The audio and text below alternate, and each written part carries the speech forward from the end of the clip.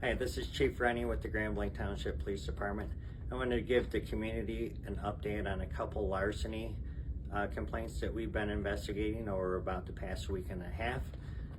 The status of those investigations, and then some of the roadblocks that law enforcement encounters every single day when we investigate these. So on June 1st, we responded to Bicentennial Park for a car larceny.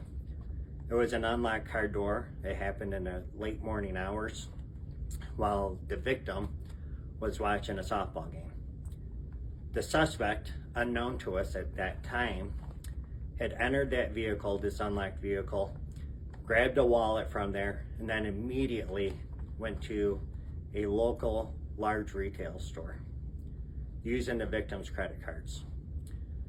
After that, that suspect went to a local gas station as well using that victim's credit cards. Our officer encountered several roadblocks during that investigation. He went to one of those major retail stores, identified himself as the police, and then the loss prevention associates asked that police officer to fill out a form. That form would go up to corporate office. They would review the video surveillance. Before that, they would provide that to law enforcement. Our officer then went to that gas station, met the employee. He was confronted with the employee and said, "I can't review the video. You'll have to wait for management to come in." And that employee took the officer's name and email, and then the officer never did receive a response back from that gas station. So those are some of the roadblocks that we encounter as law enforcement during these investigations. We frequently hear from the public that we're not doing anything with cases or that we're not working hard for them, when in fact that we are. In the meantime, while we're waiting for video evidence to come in from that major retail store within Genesee County, now another victim was victimized by the same suspect with the same method of operation on June 3rd over at Henry Ford Genesis at the walking trails. This victim left her car doors unlocked, and the suspect stole her wallet, including several credit cards.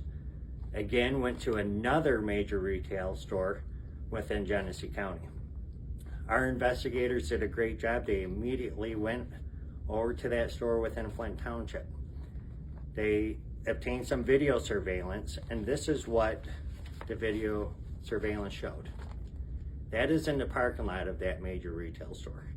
Again, doesn't do much work for law enforcement for us to follow up on. All we have is a grainy black vehicle. So that was due to poor video surveillance out in the parking lot. However, within the store, we obtained this photo right here.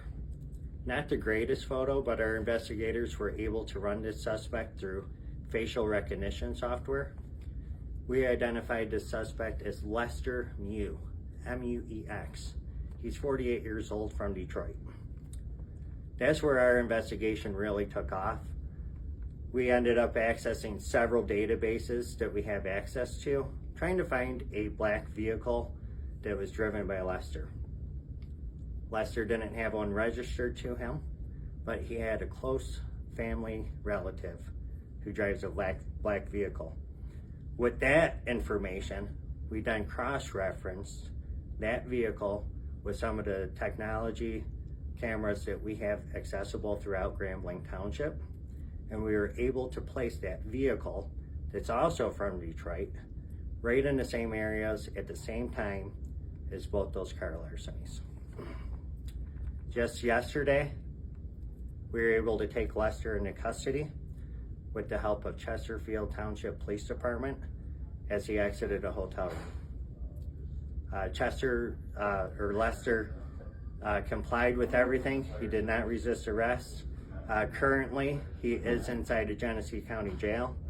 Prosecutor Layton has charged Mr. Mew with 6 counts of unauthorized use of using a financial transaction device.